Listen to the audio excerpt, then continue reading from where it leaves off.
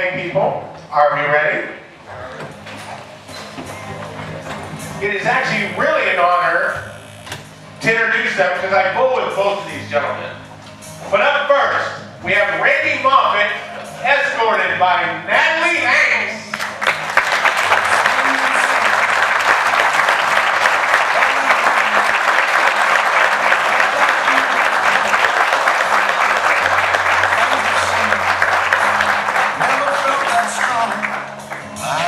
All right, Sean Smith, escorted by Ann Archaki.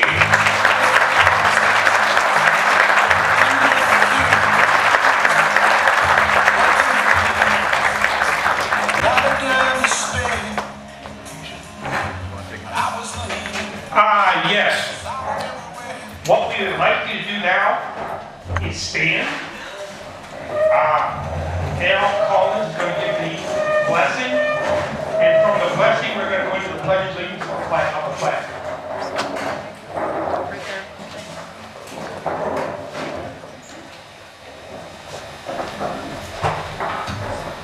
Okay, if everybody would just bow their heads.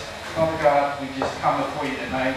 We thank you for this time to fellowship together, Lord. We thank you for this time to honor the local bowlers and their accomplishment, Father. We just ask you to bless this meal and this time of fellowship, Lord, in Jesus' name. Amen. Thank you, Al. The flag is on the stage. I pledge allegiance to the flag of the United States of America and to the republic for which it stands, one nation, under God, indivisible, with liberty and justice for all. Okay, something that we started a few years ago was recognizing our deceased members. And so at the head table, we'd like to light a candle in memory of all of our deceased bowlers. Thank you. Okay. I am no longer on the board. I guess I'm too old, retired, whatever, emeritus. They dragged me out of retirement to do this because nobody else wants to do it. Kudos to the board. Kudos to the association for what they do on a daily basis. And this is probably the highlight of our year, plus tournaments. Kudos to Jimmy Hunter. Jimmy Hunter writes for the paper, and he gives us excellent coverage. And it's good to have a guy like that in our corner. And I know Jimmy doesn't like a lot of praise, but you're doing something right when non-bowlers read your articles. So Jim, thank you for all that you do.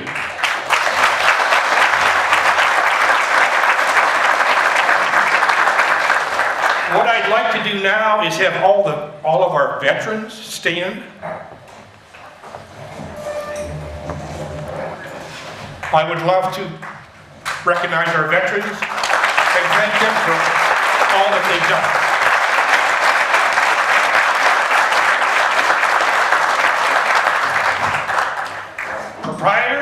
Proprietors, Harry and Natalie Hanks.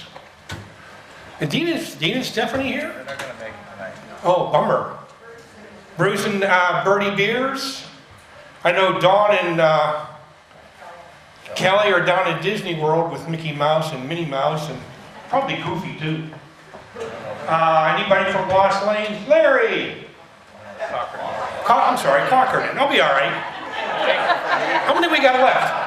Gary Baker. We only got how many lanes now? I don't know anymore. Gary Baker from Eagles Lanes. Did I get them all? Plaza Lanes, Dean, Lost Lanes? Got them all. I got them all. Okay. How are we doing? Okay, are you guys, Harry, Bruce? Well, I know, oh God. Keith, you guys all drill balls. So let's recognize the ball drillers. I know they do more than just punch 3 holes in a ball in this day and age. Is the food ready? That works for me. Guess what, folks? Oh, the head table's not going first? Oh, the head table's going, all right. Otherwise I quit. Okay, folks, I'm gonna put the mic down now while I eat. I do have a joke though. I'll tell you a joke later. Unless you've already heard it. If you went to Mass in the last couple of weeks, I stole it from Father Jeff Lucas. But he's not here, so he won't know. Hey, I gotta tell you folks, as I'm standing here and I'm looking out over the crowd, and I had a chance to talk to Randy earlier in the week, and obviously the majority of this crowd is younger than I am. There are a few of you older than I am, and I certainly won't point you out. But I knew Harry Moffett. And, you know, Harry Moffett was an icon, Harry Moffett was a legend, and Harry Moffett was a gentleman. And so, with Randy's induction, and like I said, kudos to the association, with Randy, it's a pedigree thing. And the apple doesn't fall very far from the tree. And you'll find that out later when you hear Randy's statistics. And for Sean, it's probably a modern day David or Goliath, or perhaps a dragon slayer.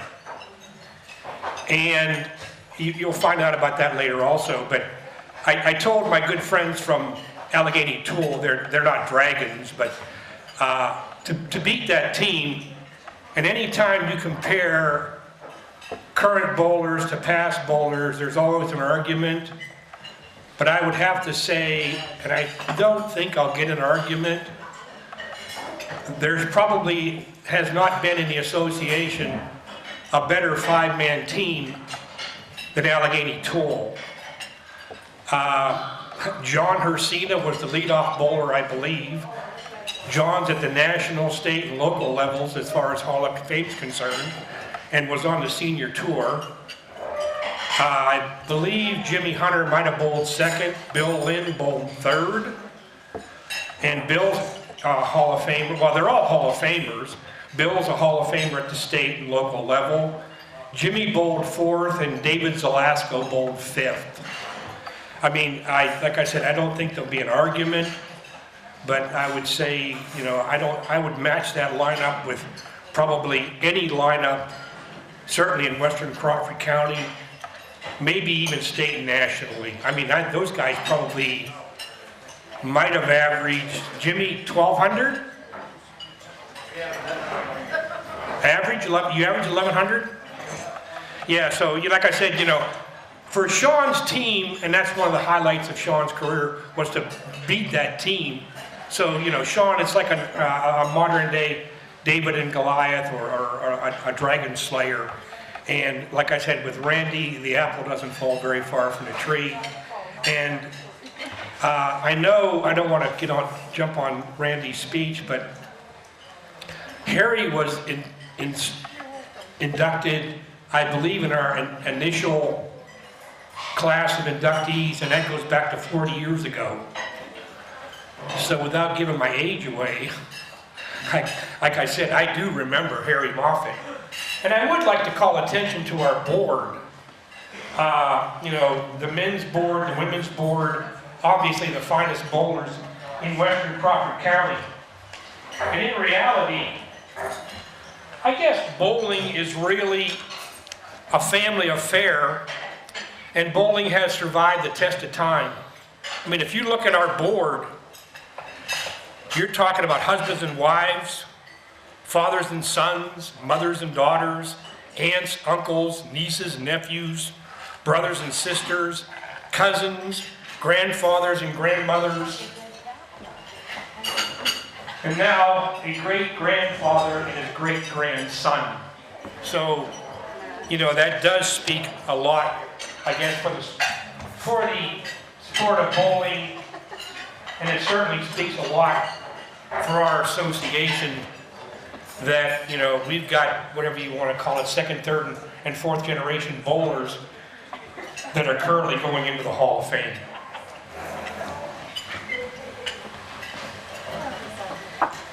I guess while I'm here, my meal was excellent.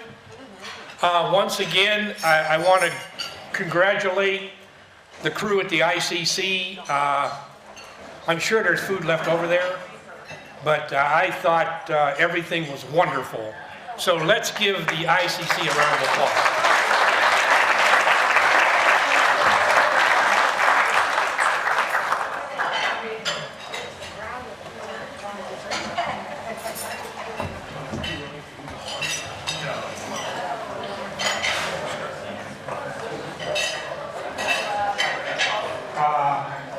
Tom's got a few things to say, well, more than a few. All right, I'll try and make it short and sweet, but probably won't happen.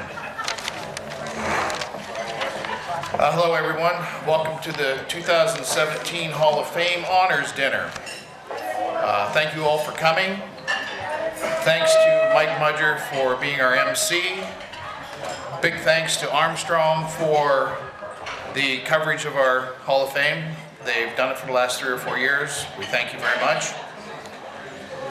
The Western Crawford County Bowling Association has had a very busy year. We ran 2 successful association tournaments.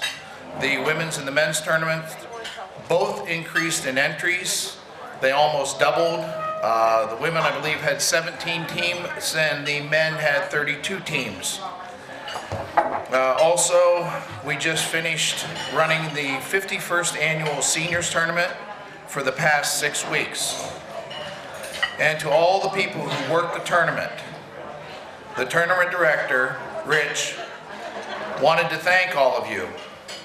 Also, in Rich's words, we did do the best job of any association that he has yet to work with.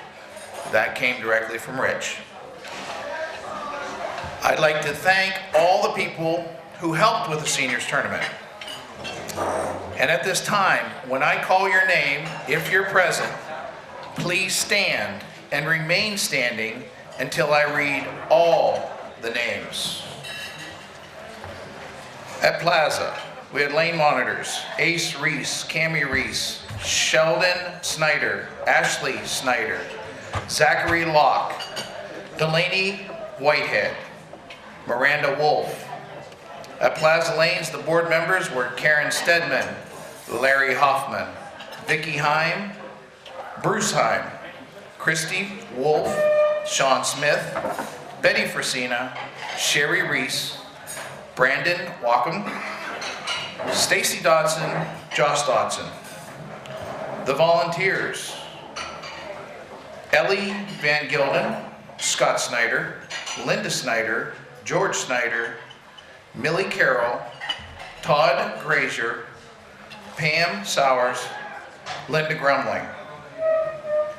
At Lost Lanes, we had myself, Ann Archocki, Natalie Hanks, Michelle Cape, Roy Williams, Melissa Costello, Randy Moffett, Danielle Moffett, Lisa Heim, Jake Seda, Mark Lewis, Nick Archocki, Isaac Heim, Weiss Heim, and Michael Costello. These people that are standing and the ones that are absent dedicated 6 weekends to make the tournament a success and to help make this a great association.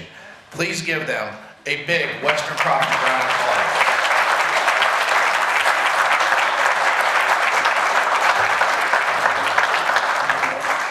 And I thank you.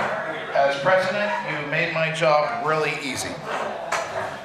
I'd like to congratulate Randy and Sean on their induction.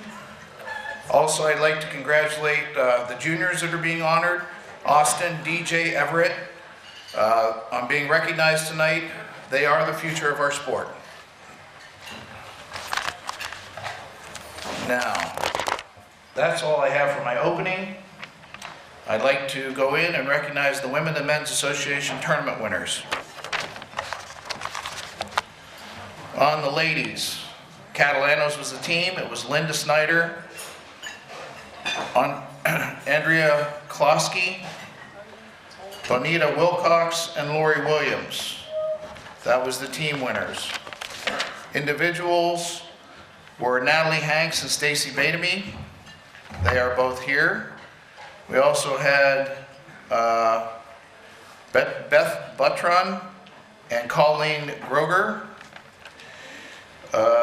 Tammy Delahanos, I probably pronounced that wrong, and Linda Grumling. They were all winners in the women's division for the county tournament. Please give them a round of applause.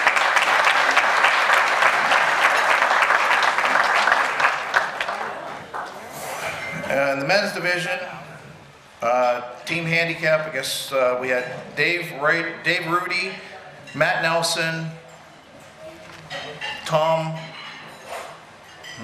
Wagner, and Todd Oakes. That was the team division, handicap. The scratch division was Titans out of Meadville, which was Roderick Baird. I don't have the rest of his team members. Sorry, Roderick. The singles and doubles were Dave Lander and Joshua Dotson. And also on the doubles scratch was Donnie Granda Jr. and Chad Beers. The handicap, Ryan Payton with an 808. And scratch was Ryan Williams with a 773. And all events winner was Donnie Granda Jr. with a 2020. And that is the conclusion of the winners for the men's tournament. Please give them a round of applause.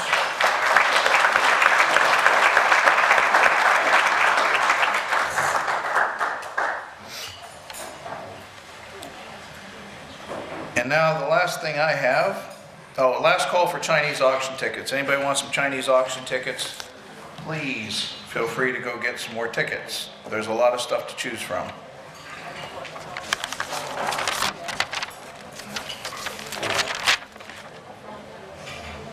We're honoring a gentleman that had 20 years plus service in our association. His name's Doug Grumling.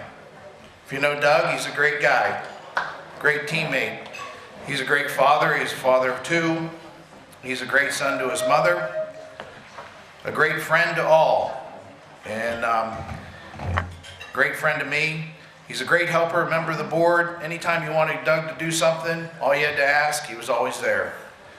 He was a great coach. He did it for 25 years plus. After his kids even got done bowling, Doug still kept right on coaching and helping and organizing the junior program, long after his children were gone. We are going to honor Doug tonight for 20 plus years service. We're giving him a clock in remembrance of the Western Crawford County Bowling Association for all the years he served. Doug, please come forward.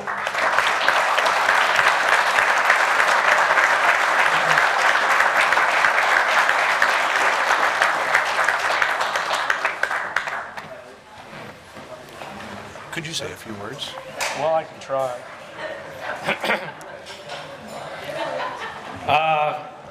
I guess I did have a little inclination something was going on, but I actually wasn't going to be here tonight to do the juniors. We've got issues with my mother. I'm taking care of her on the weekends, and for me to be here was a little bit of a difficult thing. Had to make arrangements, but I kept getting pushed from Tom and a couple other people. My wife kept saying, "You got to go. You really got to go." So I made sure I got my speeches together for the juniors and got all that done. And then when I was printing the programs, I realized what was going on. So, but thanks to the board, I do appreciate it. The years that I've done this it's been fun. I mean, I've loved doing it, and you know, I'm not gonna just disappear and not do things. I'm still gonna be involved, but have to kind of phase myself out a little bit over the next year until we see what happens. But thank you very much. Appreciate it.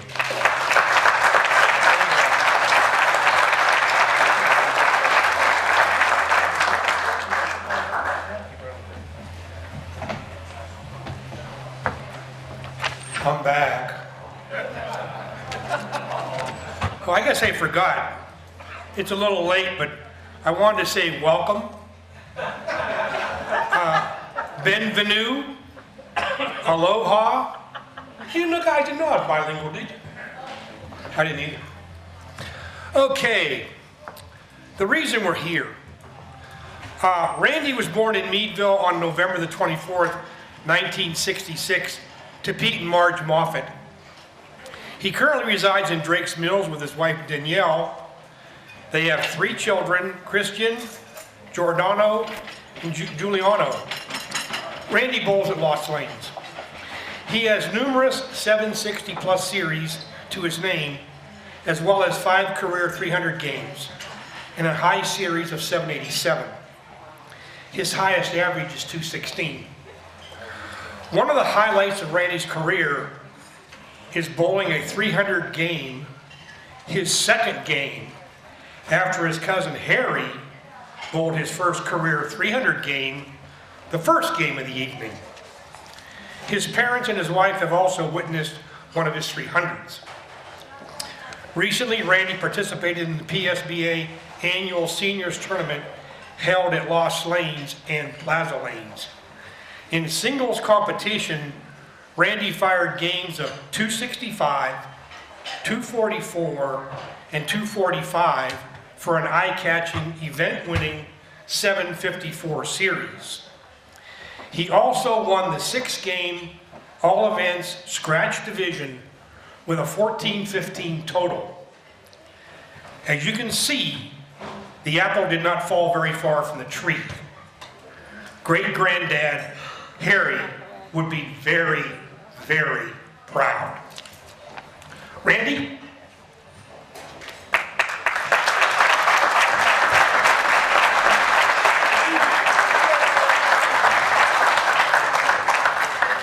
Thank you, Mike. I'm going to try really hard not to cobble this up, and I refuse to get as emotional as Harry did a couple years ago.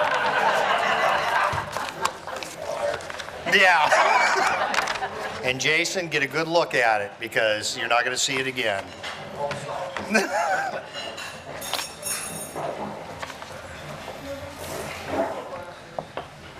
Did my wife make it back? Yes, she did. This is going to take a couple minutes. Oh, you should have wrote it bigger. Is it on? And if it looks like I'm reading off a script, I am. There's a picture that hangs on our dining room wall. In this picture, there are 3 men that have had the largest impact in my life. There's also this little 8-year-old boy, me. The photo was taken in 1974 during a father and son bowling tournament that was held at what is now Lost Lanes. Someone had called the then Brown Thompson newspaper and said they need to come and do a story and take a photo because there were 4 generations of Moffetts bowling. My great-grandfather, Harry Moffett, my grandfather, Red Moffett, my father, Pete, and then myself. It was a special moment in time because it's the only time that I can remember the 4 of us ever bowling together. My great-grandfather was a family member that started this bowling tradition. That's why tonight is so very special. 40 years ago, Harry Moffett was one of the first 7 people inducted into the Bowling Hall of Fame for Crawford County. Little did any of us realize at that time how big an impact bowling would have on this family. I honestly didn't take bowling seriously for the longest time. It was an activity, something to do when I was bored. Like a lot of kids, I took up bowling in school for junior bowling, but I honestly didn't do much with it. It wasn't until I joined the Navy in 1987 that it took a turn. After reporting to my first command, I met a group of guys that were active bowlers. At the time, we were in the dry docks doing ship repairs, and they talked me into joining a bowling league that was designed for the active duty deployed Navy. I had no equipment, no shoes, no ball, and no idea what the hell I was doing. So I went to the lanes that were on base, purchased a ball that I had no idea what it was going to do or how to even throw it, and bought the cheapest pair of shoes they had. The practicing began over and over and over. I would go to those lanes and practice. Every time we were on Liberty, I was practicing. And I found out over a short period of time that I was actually kind of good at it. I think it was all in the genes at that point. Little did I know at the time how much of my life would be spent at a bowling alley. God knows, my wife knows. Those are actually some of the best times I ever had in my life with bowling. We were very lucky because when we were doing med cruises and deployments, we had the opportunity to participate in bowling tournaments against overseas station personnel and foreign military personnel. And believe me, it was quite different bowling overseas. So many oil patterns that were very unique, if there was any oil at all. It was a good learning experience. And that is pretty much where the addiction took over for this game. I was bowling all the time. By the time I got on shore duty in 1991, I was bowling 3-4 leagues. I was bowling with a group of civilian friends of mine, and we ended up winning the league that was held at a 54-lane bowling house in Norfolk. Then I realized you could make money at this too. And that was good money for that league. But you never made enough to cover the amount of money you spent on all the equipment. After I got out in '94, I continued bowling as much as possible. Little did my future wife at the time realize what she was getting into. And I've also been very fortunate to bowl in a couple different leagues over the years with my father. And now we are bowling on Sunday nights with 3 generations. My son Christian, my father, and myself. And I hope we get to do this for a long time to come. There's so many people I have to thank that have had a part in this life for me. My mother and father, of course, come first. My mother was bowling the Wednesday night ladies league, and my father was bowling, I couldn't even tell you how many leagues he bowled at that point. And they were also bowling the Sunday night mixed league. It was just natural I was going to follow suit, and I was going to continue to bowl as I got older. A lot of good memories watching them when they were bowling. My Monday night team. Jason Kingsley, Bill Stoger, Gary Marachi, and Jimmy Gilbert. I don't think 5 guys could have or should be able to have as much fun as we do on Monday nights. And because of you guys, it has become fun for me again. The team love is really strong as we really fully support each other every frame. Yeah. And those that bowl with us on Monday nights know this to be true. I thank all of you. Al and Shirley Dunwald. I first met them when I was home on leave, and I don't think it had been too long after they had taken over Lost Lanes. The first thing I noticed about Shirley was she always had a smile on her face. She made you feel very welcome. Al, on the other hand, was a little different. I wasn't too sure how to take the curly-haired man and his stubborn disposition. And Al and I sure had our battles over the years. The one that stands out in my mind the most was when we were bowling the Friday morning league, and he would not turn the heat up in that bowling alley. Mick Lilly and I collected all the pencils and paper that there were in the house and built a fire pit on top of the tables behind lane 5 and 6. I stood there with my Zippo lighter and told him, if you don't turn the heat up, we're lighting it. I swear to God, you could see the breath coming. You'd see your breath. It was so cold in there that morning. And even though he won't admit it, he liked to change the oil patterns weekly because he didn't want us to get confident in the shot. One thing about it, though, he taught me how to adjust to the lane conditions. I thank both of you for the business that you built and for everything that you've done for me over the years. It's a friendship that I truly cherish. Tom Archocki. Tom and I first met when he started dating Ann. We had a couple little problems when he first started dating Ann, due to a misunderstanding. But after straightening it all, we became very good friends. I really owe Tom because he was the one that made a phone call for me I got this screwed up.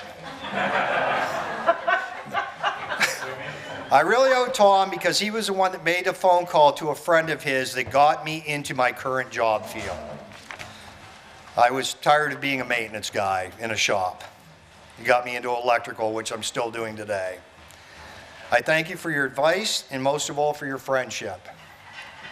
And on a side note, and those that were there will know exactly what I'm talking about, you are by far the sweatiest man I have ever danced with.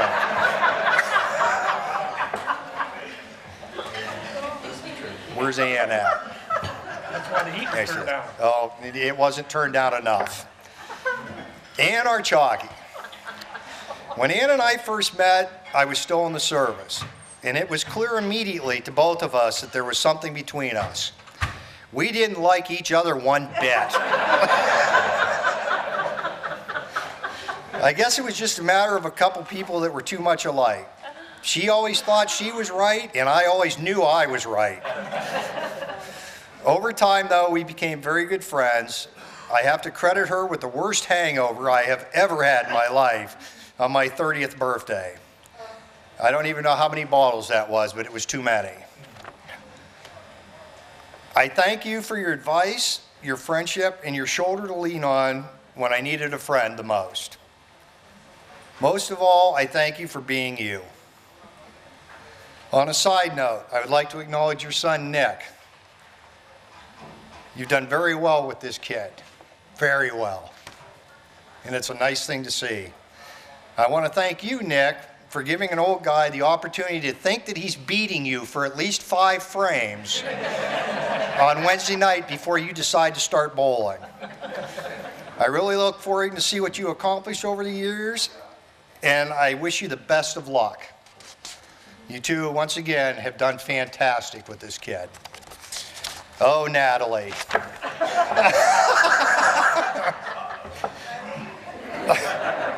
No, my turn. Oh, there are so many things I'd like to say to you. But there isn't enough time to thank you for all of them. Hang on, I gotta change page. We're almost done. First thing that comes to mind is I have to thank you for your outstanding moral support. You always know what to say at exactly the right time. In example, making sure that I know exactly how many pins that I need in the 10th frame to beat you in brackets. Repeatedly. From across the lanes. Also making sure that you announce quite loudly when my ticket's pulled for the strike ball that it's more than likely going to be a carryover. She's been wrong more times than not.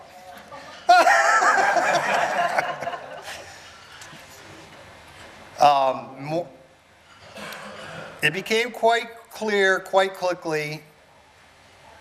Oh, I got this all screwed up. Christian, you proofread this. What happened to this?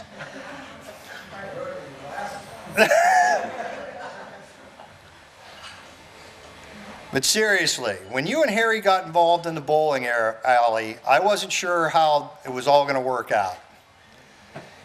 And still don't to this day, right?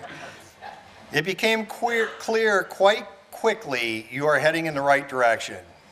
You've done a fantastic job with the business. I have to thank you for your advice that you've given me on bowling and all that you've done for my family and myself. And more than anything else, the shoulder that you've given me to lean on when I've needed it the most. I've been very lucky to see some of the accomplishments that you've done over the years in this sport, but more than anything else, I'm proud and honored to call you family. Thank you for everything. All right, cousin. Harry, where do I start? There's 40 plus years of history with us. I can't, well, not that many.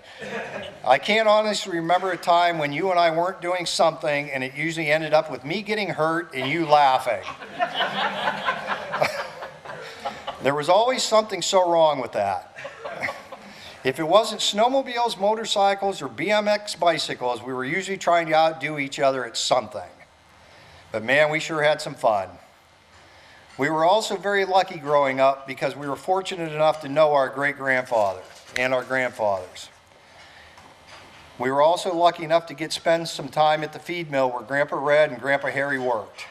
We really learned what they were about in that building. We had a lot of fun in that mill, from crawling around the feed bags to sliding down the chute and jumping off the wall into the oats bin while scantily clad.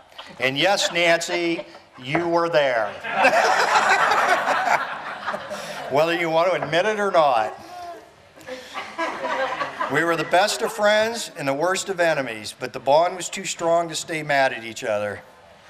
Even after I went into the service, we might not see each other for a couple of years, but we would still sit and talk like it was yesterday.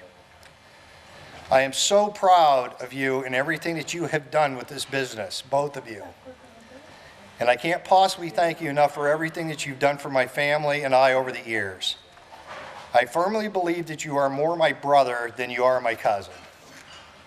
And I truly thank you for everything, and I just hope you're as proud of me as I am of you. Now it's going to get hard. Behind every good man is an even better woman. And I'm lucky enough to have the best. For 25 plus years, this lady has put up with my bowling addiction, and she really doesn't complain that much about it. Well, maybe a little when I say I need a new ball. And even then, she usually says whatever you need, honey. For those that know us, you know that the last 3 years have not been easy on any of us. After all that you've been through, the surgeries, the treatments, the other setbacks that you have gotten from this miserable disease, you have always managed to keep a smile on your face and think of others first. You are by far the strongest woman that I have ever known in my life, and probably the strongest woman that any of you in this audience will ever know. You are truly one of the reasons why this dream has come true. Your support, your confidence in me, and your ability to look at me and tell me what I'm doing wrong has been the biggest help that I could ever had. You never gave up on me when I was giving up on myself. Last page, almost done. Only you knew the struggle that I went through when I had the shoulder problems, and you kept telling me that this game would come back to me. You were right, but it was only because of you trying to build my confidence up and telling me to have fun with it that it happened. I am so thankful that you are here today to experience this proud moment in my life, and if you were not here, I don't know if this would have ever happened. I may be the one going into the Hall of Fame, but you're the one that deserves the applause. I can't thank you enough for all that you've done for me and for standing by my side all these years while I have pursued my passion. The best that I can do is tell you how much I love you and how proud I am to have you here with me tonight. Harry, in closing, all I can say is I believe Grandpa Harry would be very, very proud of both of us. Thank you.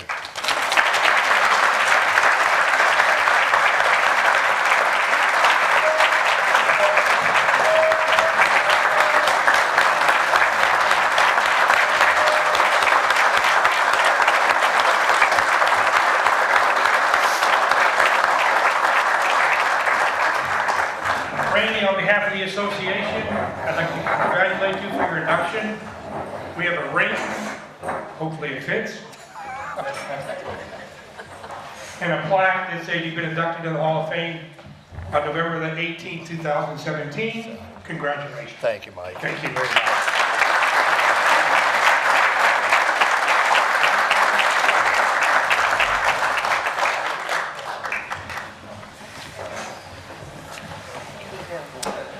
Sean was born in Meadville on September the 19th, 1954, to Bill and Esther Smith.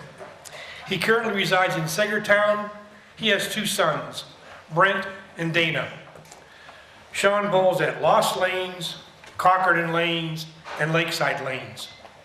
He has numerous 750 plus series to his name, as well as 5 300 games and a career high series of 804.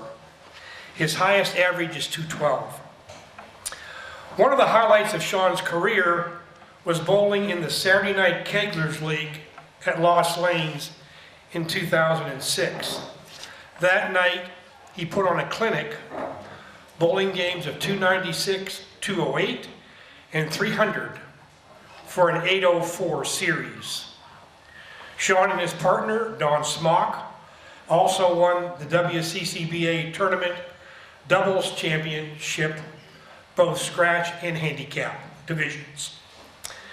Sean's greatest throw in bowling came when his team dethroned the all-powerful Allegheny Tool team in the Merchants League final of the 2006-2007 season, breaking the Toolmakers' 4-year stronghold on that title. Sean?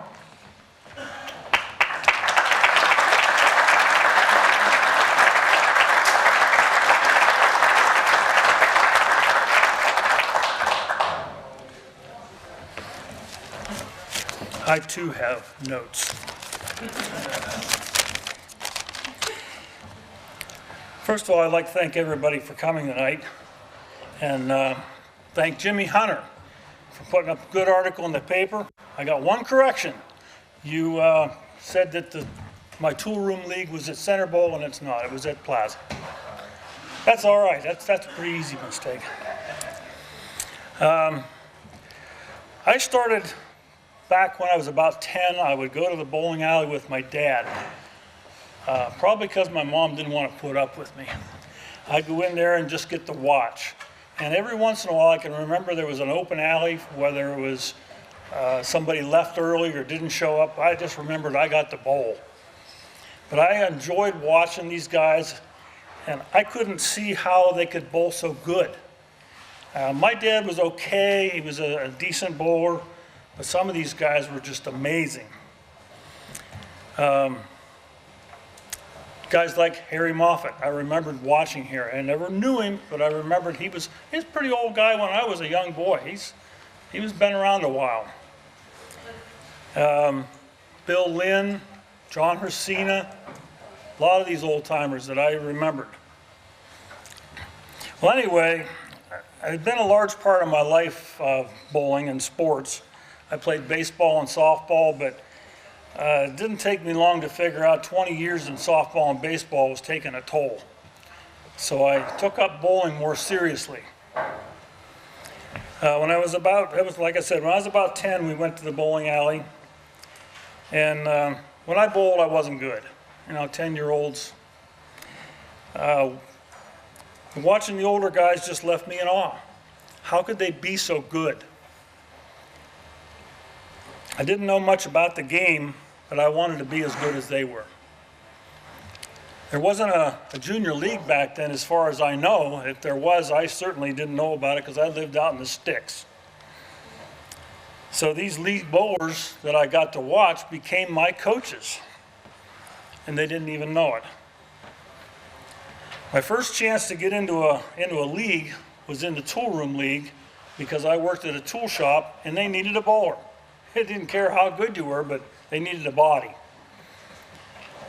So that was my first experience, and I think shortly after that, and I can't tell you how many, it's a long time ago, we bowled at Center Bowl, and we won the county championship that year and got a free trip to States with Hall of Famers like Claire Hart, Joe Payton, and Jeff Nichols were all on our team. We didn't do very good at States, but we played a lot of golf.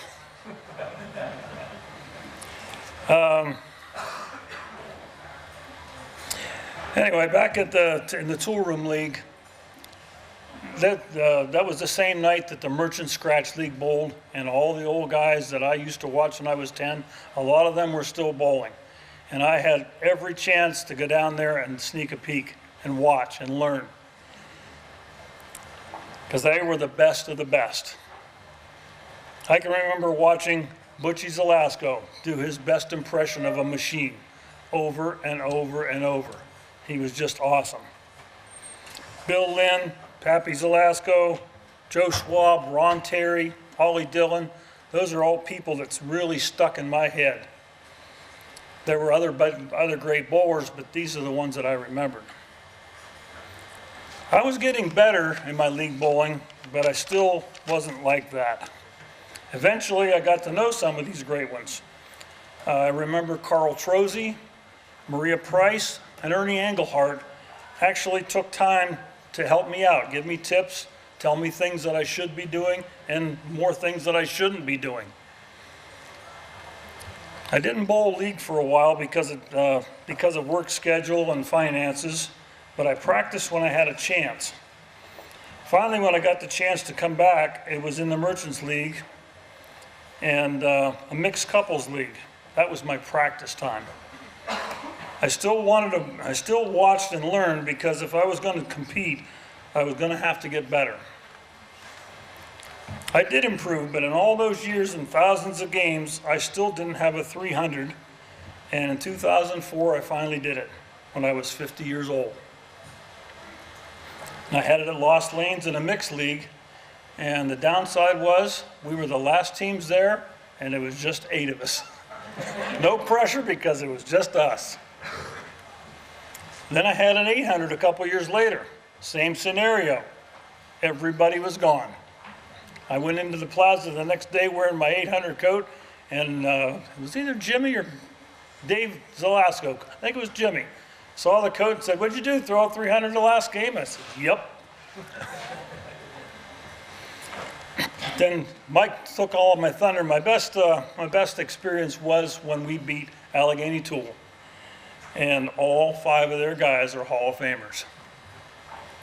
And I had a 700. My other great experience was watching Christie bowl a 300 in the county tournament. And I'll tell you, I've probably seen 100 300s or 100 300 games, and that was probably the most pure 10 in the back 300 game I ever saw. So anyway, over the years, I've known a lot of good bowlers and great people. And now it's time for me to thank them for being great teachers and good friends. Thank you.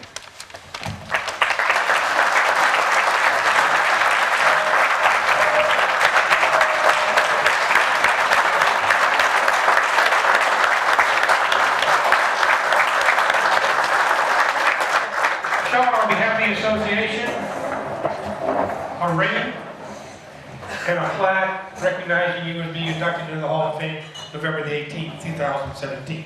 Thank you. Congratulations, and thank you.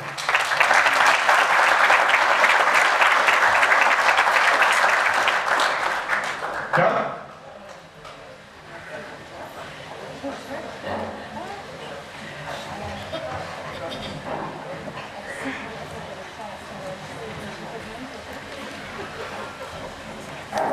Thanks, Mike. Well, first of all, congratulations to the inductees, Sean and Randy, and to the junior bowlers who are being honored tonight. It's at times I wonder if some of the juniors really know what this does for them. I mean, it gets their name out there, gives them a chance to be recognized for accomplishments, not all in bowling. A lot of the junior accomplishments are above and beyond just their bowling achievements. It's just the kind of people they are, what their plans are, where they're headed, and you know, what we like to see in the youth today. So I mean, this is the kind of thing that we want to push for the juniors. Over the course of the time that I've been doing this with the junior bowlers, we've had some kids who have been throwing 800s. We've had kids in here who have their high series was a 500. But the kind of people they are and what they're headed for, we're you know, we push the issue of bowling encouraging good youth, and you know, the youth's the future of bowling. So that's what we're hoping to accomplish with the junior leagues. We've seen a lot of the juniors that have gone on to be good people in the community. I'm bowling against some of the juniors that I coached, and they're kicking my butt. I'm telling you that right now. And I see some of the kids coming up are going to do the same thing. They're going to become adult bowlers, and we're going to have to compete against them. So I mean, we see it happening over and over again. I'm going to start in with the juniors that are being honored tonight. Everett Schwerin, better known as EJ. As a 17-year-old senior at Cambridge Springs High School, an honor roll student. He moved to the area in 2015, and at the same time began his bowling career. Was introduced to bowling at that time, and though he had never bowled before, he learned fairly quickly with a lot of help from those at Lost Lanes. He joined the junior leagues there and eventually joined the high school team. In 2016, he qualified for the Pepsi districts. High score of 195, high series of 520. His other interests are in robotics. He's been a member of the robotics club and competed in the Robobots competitions at Meadville High School. And he plans, after graduation, he plans to go to Mercyhurst College and major in some kind of physics area. Not quite sure yet what that's going to be, but in the physics area, and continue to bowl at Lost Lanes. EJ has told me that he would like to thank Natalie Hanks for her patience in coaching him, and says he's not easily, or he is easily distracted. But congratulations, EJ. Do you want to come up here a minute?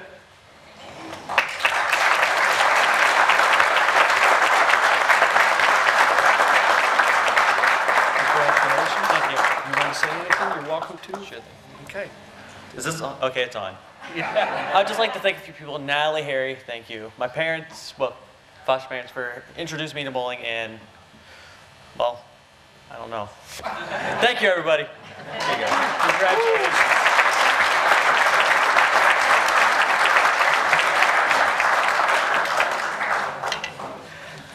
It's very seldom that I have one of the juniors that actually will say something afterwards, so I love that. 16-year-old son of Anthony and Paula Beto, Austin Beto. He has two older sisters, Ashley and Kelsey, and a nephew, Jackson. He began bowling in 9th grade and began by joining actually the Sagertown Bowling Club. So his initiation was through the high school programs. And then into the junior leagues at Plaza Lanes. He bowled there for 2 years, I believe, right, at Plaza. High game of 268, high series 596. In 2016, 2017, he qualified for the Pepsi districts. He's been involved in many sports. He's very active in sports. He's played baseball, football, basketball, volleyball, wrestling, and bowling. He's played baseball since he was 4 years old to his freshman year, playing on 4 different teams at one time. Eventually, Austin had to choose between baseball and work because at the time he was working at Pizza Joe's, and he chose to make a few bucks. So he had to give up his dream of playing ball at the time. His other sports, he played Little Gritters from 4th to 6th grade, basketball from 4th to 8th grade, and wrestling from age 4 to 4th grade, but he returned to wrestle again in 8th grade. Austin is currently enrolled in the PA Cyber School as a senior and will be graduating in 2018, a year ahead of schedule. Future plans, are to become a hematologist or a dermatologist, and is currently researching the colleges available for that type of future. Austin, if you'd come up here a minute.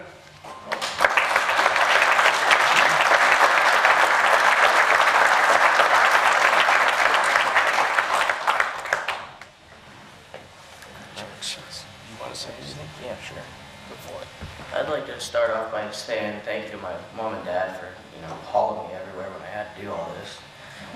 Natalie, Harry, thanks for doing everything with my balls. It's great this year coming out to Lost Lanes. I really enjoy it. Tom and Ann, I don't know where I'd be without you guys. You guys have taught me so much in bowling. It's crazy where I am now. All of my teammates, where would I be without you guys? Nick's helped me a lot. Tell me to never give up, even when I wanted to. Yeah, thanks.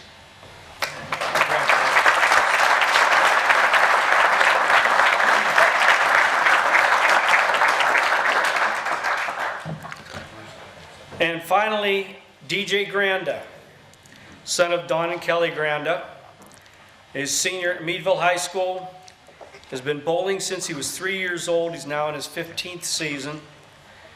He has 2 career 299s, 1 career 300, two, 6 700 series with a high series of 772. High average of 210, which was carried in the 2016-2017 season. Finished third in the 2016-2017 season at Greenville Stars of Tomorrow tournament. Works part-time at KFC, plays the viola in the high school orchestra and ensemble, on the high school soccer team for 4 years and the tennis team for 3. Has been a camp counselor for Camp for Kids for 5 years. He plans on studying computer science and information systems in college. DJ, unfortunately, is not available tonight. They are in Disney World having a good time. But DJ did say he would like to thank the association for recognizing him and his accomplishments, and he's sorry he's unable to attend. The family, as I said, is in Disney World, so Donnie's out there having a good time. And accepting for DJ tonight is Bruce Beers.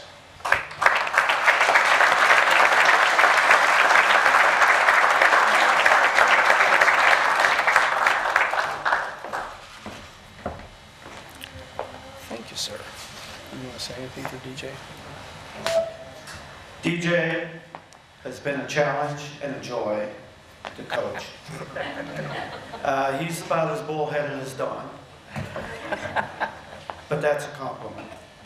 They're both going to be great bowlers, and I'd like to thank the county for what they do, and I'm really impressed with our school bowling association. I think junior bowling is very well and only going to get stronger. Thank you.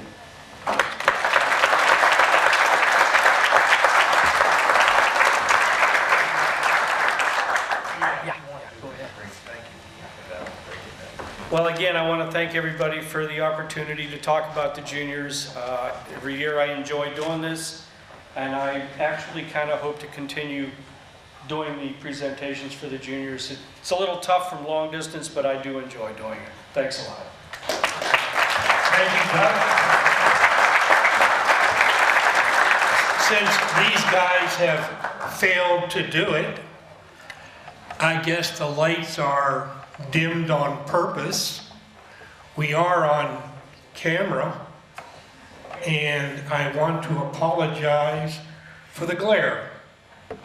Mr. Archaki, Mr. Grumbling, I apologize for the glare.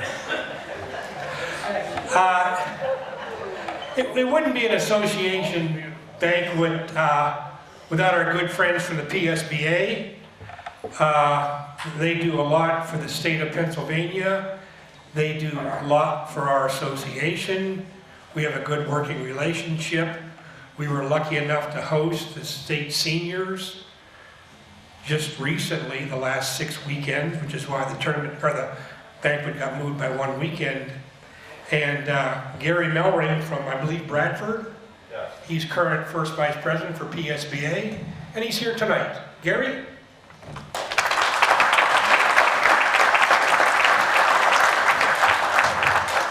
Thank you very much.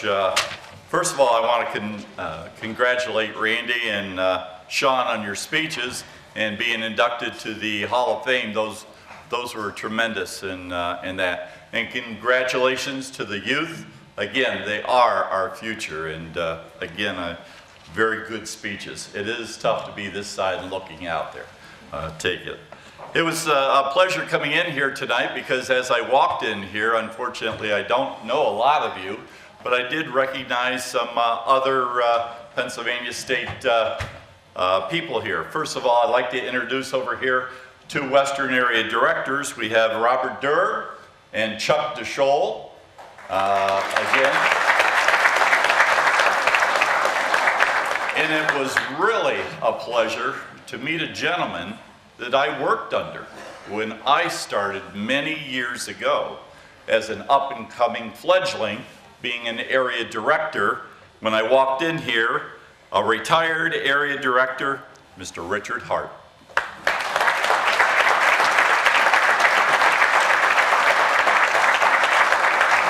And thank you, Dick, for everything you taught me. I appreciate it. One of the things that I want to thank Michelle for inviting the PSBA here. Thank you again, and apologize, my wife could not be here, but she's out with my grandchildren, ironically, at a junior bowling tournament. So again, thank you for inviting us here. As was mentioned, we congratulate the association for the 51st annual seniors tournament. You ran a tremendous tournament, and it's all because of all of your people that you have. You should be highly commended, and I just wanted to say, on behalf of the Pennsylvania State Bowling Association, thank you, thank you, thank you. The next tournament that will be coming up, of course, will be Wyoming Valley. That will be the 79th championship, and applications, of course, are at Lost Lanes and Plaza, and it will be running the end of March through June. So if you haven't been down to those lanes, please pick up those applications and fill them out. I know they're filling up quickly to be there. The 27th annual mixed tournament is going to be hosted by Sunbury. So again, this will be held from June through July of 2018. So again, if you've never thought of that, there is a mixed tournament out there. So please take advantage of that. The applications are not out yet, but they will be later on this year. So please take advantage of that.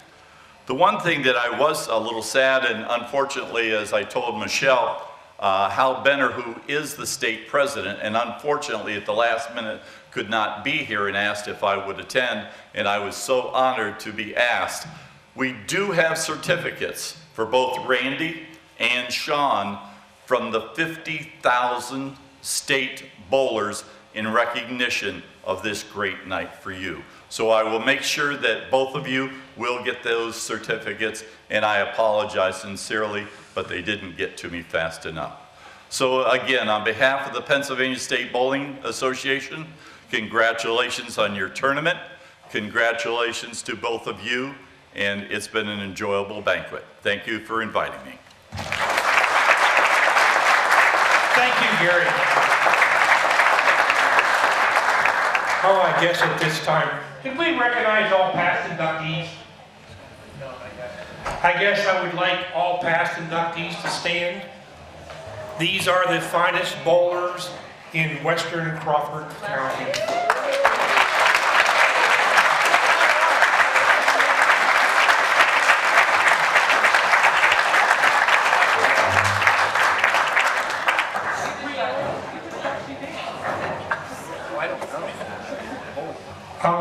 I was just informed that Natalie is going into the State Hall of Fame.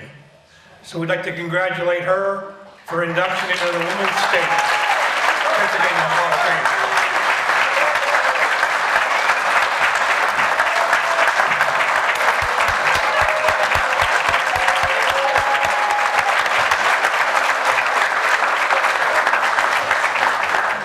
Certainly well deserved. Okay, our featured speaker for the evening is Larry Leichstein.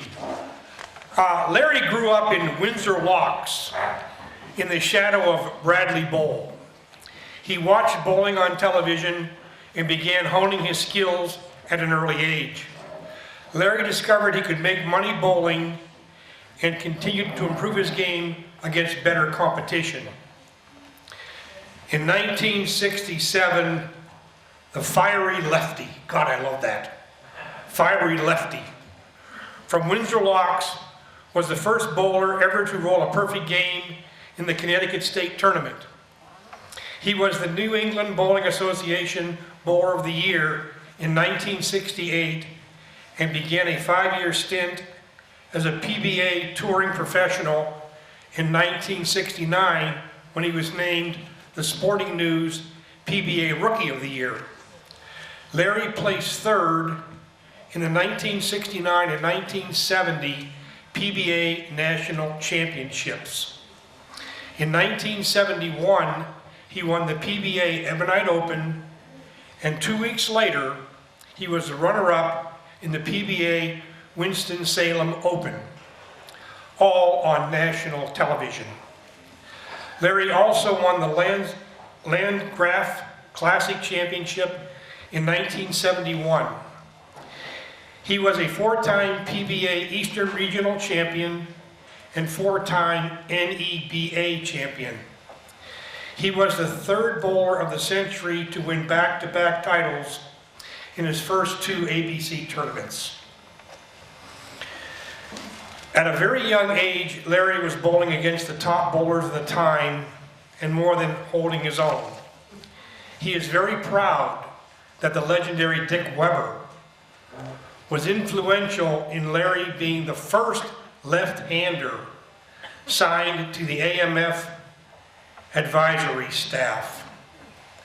After Larry ended his touring as a PBA bowler, he began a second career as the Player Service Director on the PBA Tour from 1974 to 1996, and was inducted into the PBA Hall of Fame for meritorious service in 1996.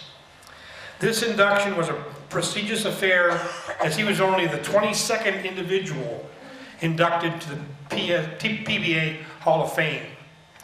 He was also inducted into the Central Connecticut Bowling Association Hall of Fame in 1996 and the Connecticut State Bowling Hall of Fame in 1997. Larry now resides in Fort Myers, Florida, with his wife Kathleen and son Larry. He also runs 2 pro shops in Florida. He still has an interest in the area, as his son Mike runs the Litchco Precision Pro Shop at Bradley Bowl. Let's give a warm Western Crawford County welcome to Mr. Larry Leichstein.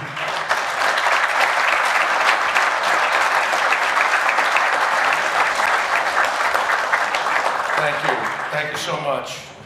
This is an honor and a privilege for me. I've asked myself pretty much the last 60 years how my life wound the way it did. And tonight I'm here in Meadville with all of you. It is an honor and a privilege to be with the Hall of Famers. And the history of this bowling association in this region is fantastic. I'm a product of TV bowling. And as a young boy, at the age of 8, I lived in Brooklyn for a few years with my mother. And the Empire State Building, the Woolworth Building, and the Chrysler Building changed my life. And you might say, well, how could a building change your life as a bowler? But TV antennas were at the top of those buildings. And there was 18 stations in the metropolitan New York area. And a lot of those stations couldn't afford to have live programming, so they would buy canned shows, like Sky King and the Jackie Gleason Show, and Superman with George Reeves. And there was a bowling show called Championship Bowling with Whispering Joe Wilson that aired out of Chicago.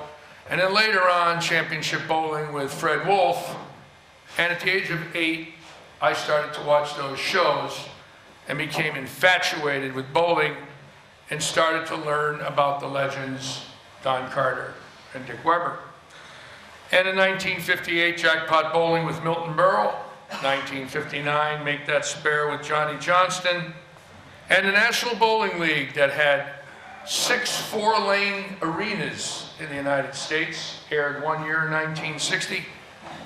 And I became a fan of the New York Gladiators with Ralph Engen, Phil Versace, Jake Charter, Punk Limmer, and Pennsylvania's Vince Lucci. By 1960, I had a piece of paper with 130 bowlers on it that I had seen on TV. Yet I had never bowled a game.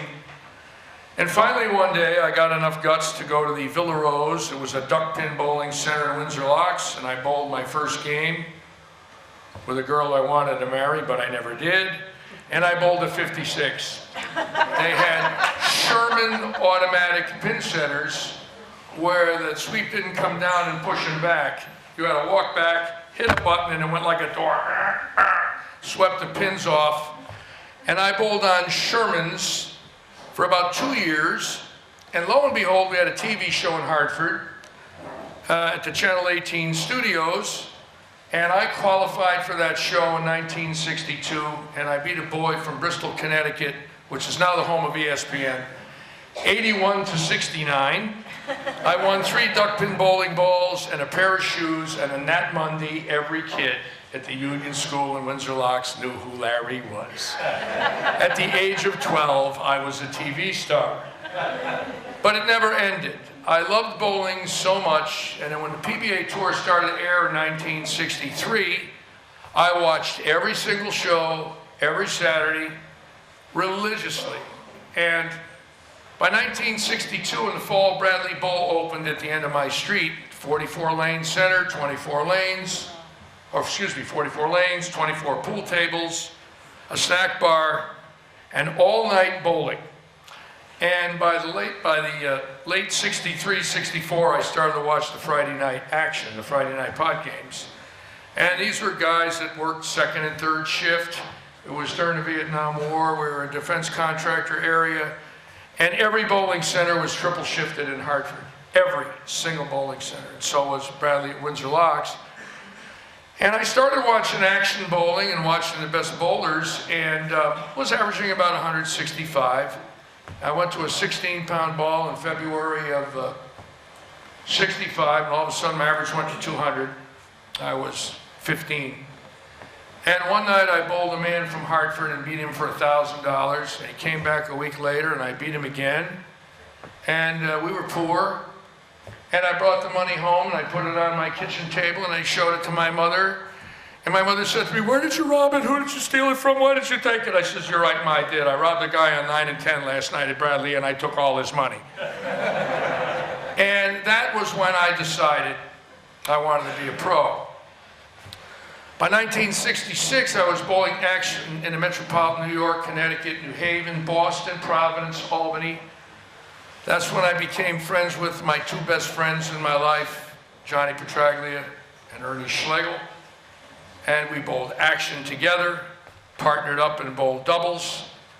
And if you'll look at your phones, you'll see an article that was just printed in 2011 in the New York Times. John Mark Manzioni wrote it. He's now the managing editor of the Bowler's Journal. About a match that I had in 1966 where I bowled the best action bowler in New York City.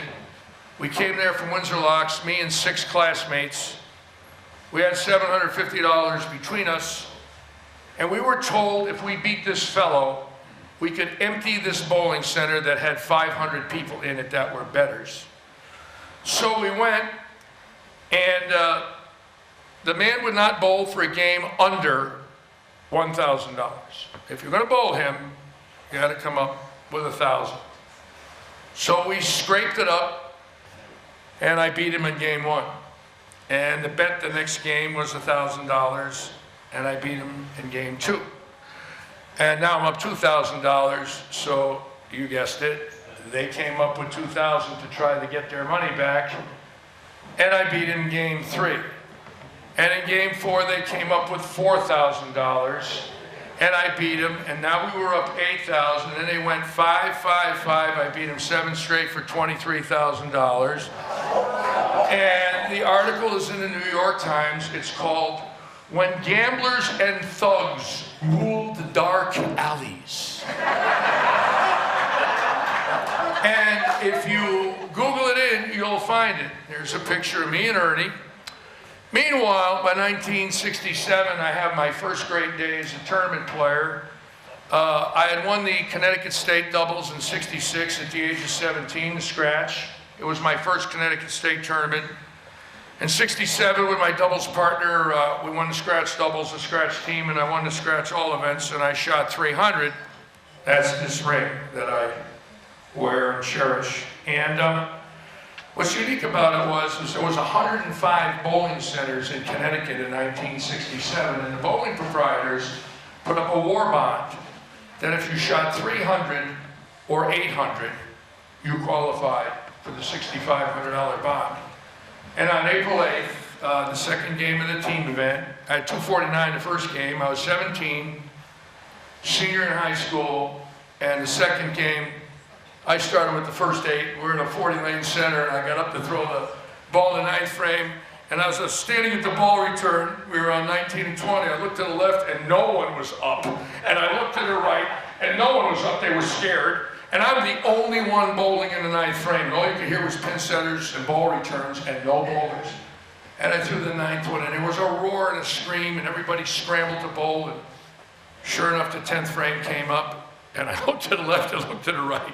And they're all going, shh. All you heard was 200, shh. And I strike the 10th, 11th, and 12th for 6,500.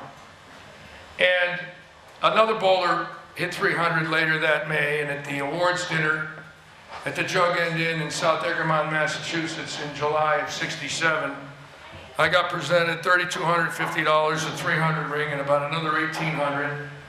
So on that one day I made $5,000, and the next day I went out and bought an Oldsmobile 442 and proceeded to burn rubber the whole weekend with my girlfriend. Along with being in the back seat, of course, but we don't want to talk about that yet. But anyways, it dawned on me I could bowl. And lo and behold, the PBA Tour came to Plainville in 1967, and there was an open spot. It was a 96-man field, and I'd heard about it, and I entered as an amateur, and I qualified. And the next day I was in the Hartford Times, the Hartford Courant, that 18-year-old amateur is going to bowl against Wayne Zahn and Dick Ritker and Billy Hardwick and Jim Godman and Bob Strampy and Dave Davis. And I made the finals, and that morning, before match play, I had breakfast with Don Carter and his sponsor, and they wanted to pick me up and put me on their staff. And we're getting ready to drive to the bowling center, and all of Hartford and Windsor Locks and Southington and Plainville, New Haven, they're all at this center watching this kid that's going to try and take on the pros. And Carter drives me to my first tournament finals in his 1966 Rolls Royce, and we get out together. And I'm with the greatest bowler that ever lived. He was the highest paid athlete in 1964. And they started calling me the left-handed Don Carter. And lo and behold, I bowled the tournament, and I bowled for the title. I finished second. And it's the highest finish to this day by the youngest amateur in the history of the PBA, 18 years and 5 months, and I bowled for a title. In '69, I joined the tour, bowled for titles in Portland, lost to Allie Clark, Cranston lost to Nelson Burton, Rochester lost to Dick Ritker, and then finally in 1971, I won my only PBA title in San Jose, California with, lo and behold, Don Carter in the audience. It was the most unfair tournament in bowling history. Can anybody guess why? You've heard about it, but now you're going to see living proof. Anybody know why it was the most unfair tournament in bowling history? Now, there were 16 finalists. You were the only lefty. No, there was no righties in the finals. It was an all left-handed finals. Anthony made the telecast, Davis, Petraglia, Ski Faramsky, there was 5 of us, and 11 more lefties behind us. And Nelson Burton was 17th, and he did not like it. He was alternate. 2 weeks later, I finished second to Petraglia and Winston-Salem. I was the leader. In 1969, in my first ABC ever, when I left Madison, Wisconsin, I was leading singles, doubles, and all events. Finished third in singles by 6 pins, third in doubles by 6, won the all events. And in 1970, in the Classic Division, my team won with Ernie Schlegel, Johnny Petraglia, Mike McGrath, who just passed away, my dear teammate, and Butch Gerhardt. So I bowled 2 ABCs, the age of 19 and 20, and had 2 eagles. And after 5 years of bowling in the ABC, I had 2 firsts, 2 seconds, 2 thirds, a 5th, a 6th, an 8th, and I quit. And I became a bus driver and went on the PBA Tour.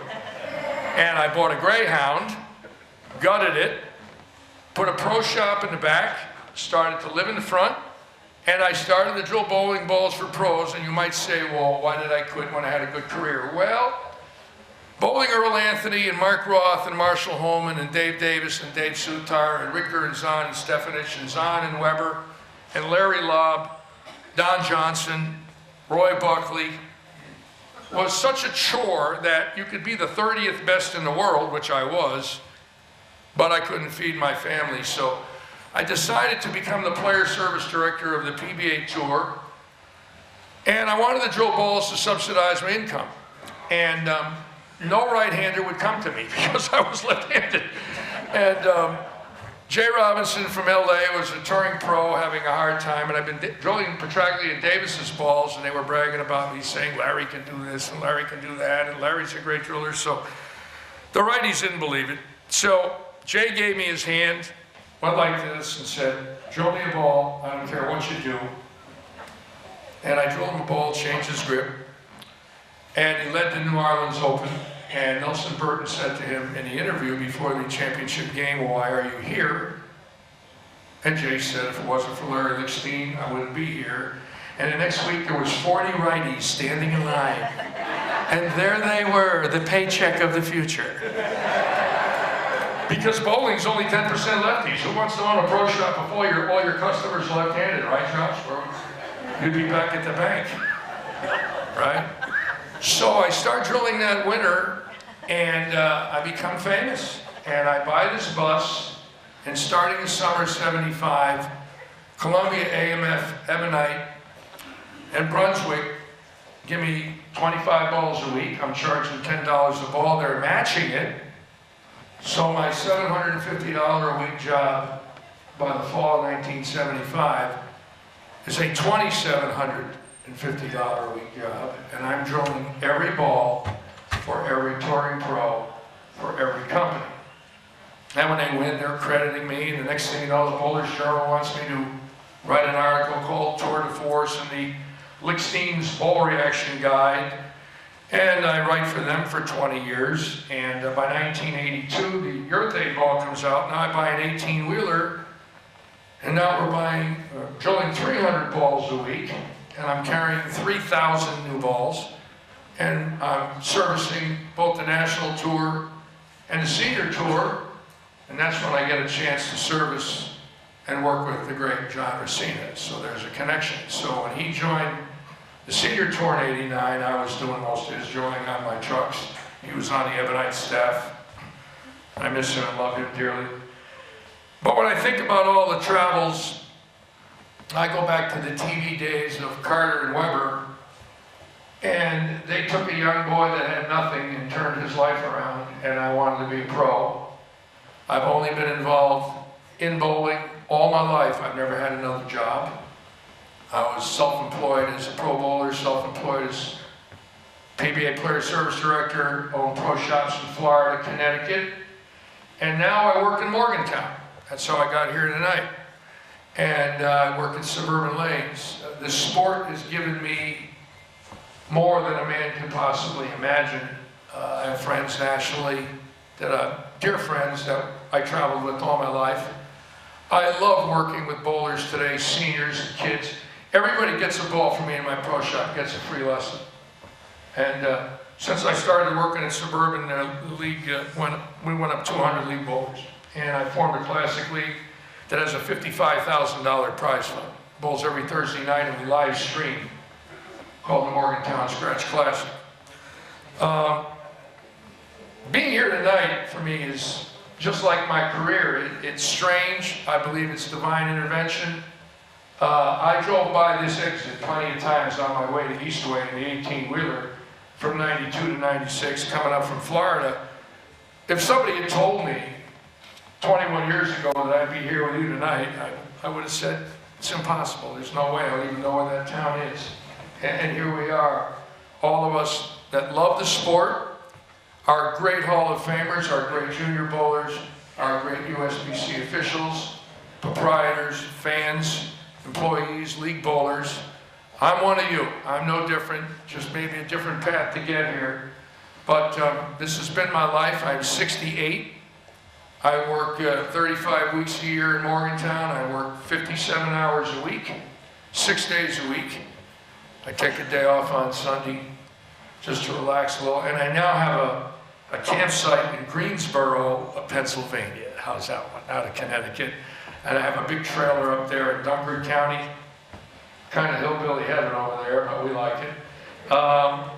It's only 6 miles from the West Virginia line, so it's straight down south of here on 79.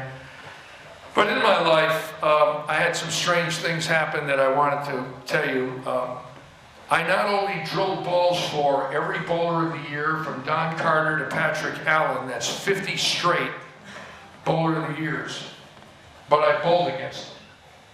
And you might say, well, if I retired in 74, how did I bowl against the bowlers of the years of the 80s and 90s? Well, in 1990, my son Michael and I bowled the Showboat Tour Player Doubles as an amateur team. The PBA let me bowl it, and we made the match play. So in that tournament, we bowled Wayne Webb, we bowled Leno Monticelli, we bowled Norm Duke, Dave Ferraro, David Ozio. And then in 99, when I turned 50, I bowled Walter Ray in a regional and Patrick Allen.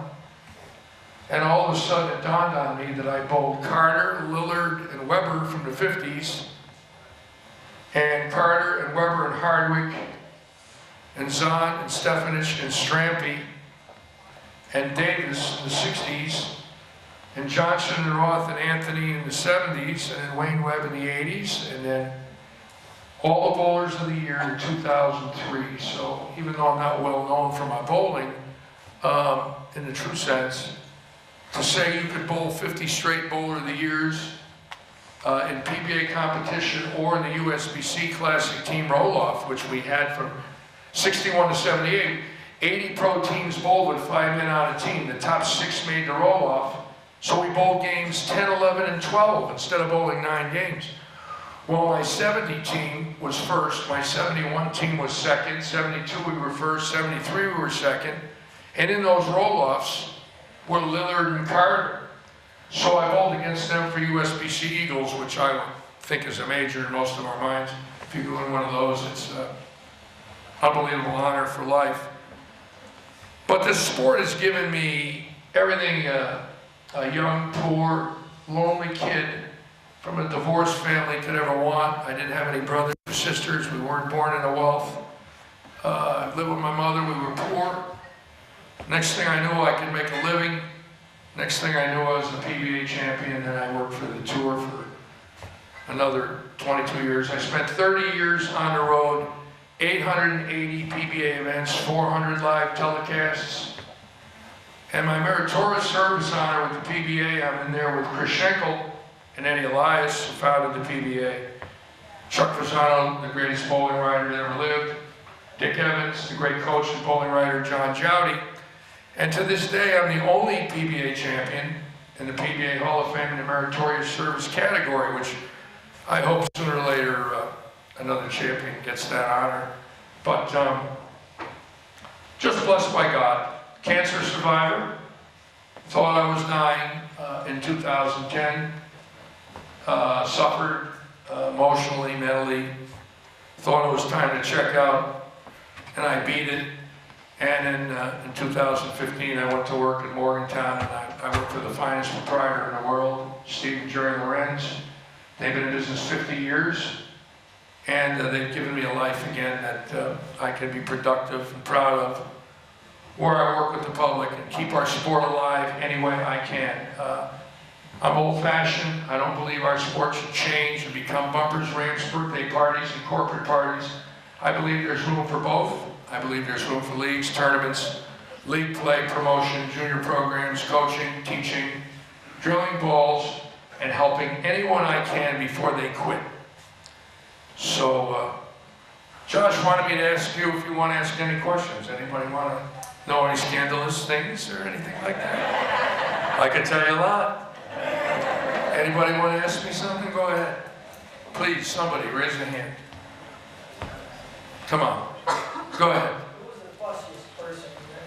The fussiest. Mike Durbin. Mike Durbin had his own tape measure. And I once missed this span by a 64th, and he told me he couldn't throw it. And it bothered me. Extremely fussy. Wayne Webb was very fussy, and Norm Duke was very fussy.